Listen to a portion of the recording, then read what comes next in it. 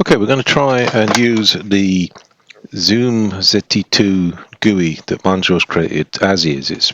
So this basically has come from a later pull because I've modified his code quite heavily for other stuff. And we're putting it straight into a Zoom GCE-3.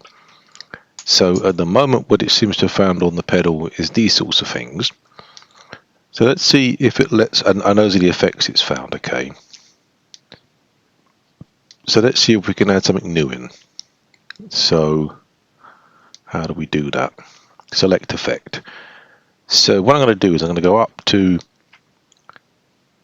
the software, and in my Zoom pedal fun, this is my local cache, we should have,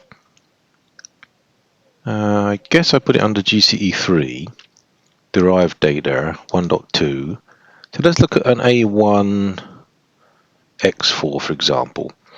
So we should have a series of model things, MDL, and these are here we are.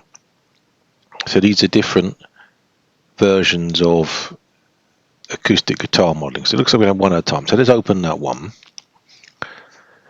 There we are. So it says the body characteristics of a 12-string guitar. Okay, let's install it. See what happens.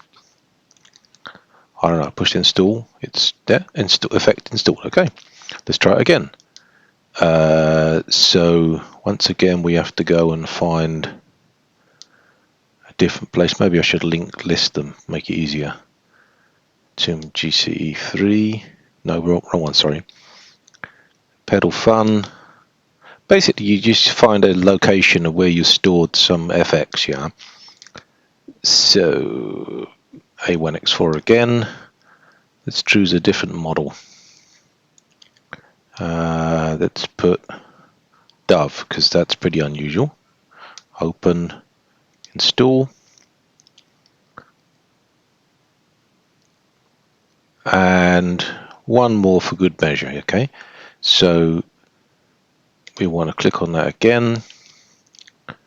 Software, Zoom G1 pedal fun, GCE-3, derived data 1.2, A1.4, doesn't matter, same basic models.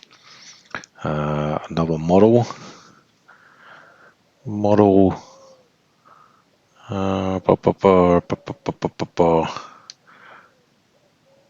SJ20. Again, I don't know what the hell that is, but it will tell us.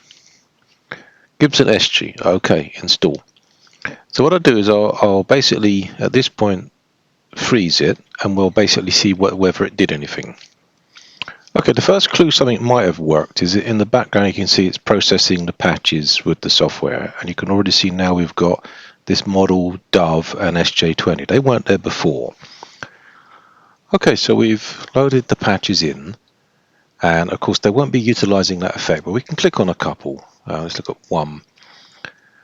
I think I might be out by one somewhere, but that seems to show what's in it. Yeah, and that one shows that, and that one shows that, and it's all very cool. So let's move down to an empty one. At least what should be empty. I think the first three are not empty. I think I put something in those. Let's choose that 131. That's empty. Okay. So now, when we look here, we should be able to get a list of drop downs.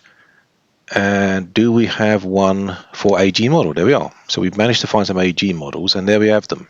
So let's choose the Dove, and now that's chosen, I should be able to click that in there, and it should put the Dove in. There it is. It's gone in.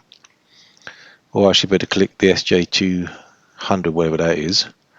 Click there, and it's put it in. Now, obviously, I can't see on the Zoom GCE-3 itself without plugging it into the PC to check, but it does look like it's done the right thing and put the model in. Yes, so the main takeaway from this is that we've used Mungewell's ZD2 GUI. We've taken the A1X effects that I've derived from the GCE-3 and put on the GitHub. We've injected them into a model of a G5N, and they seem to work.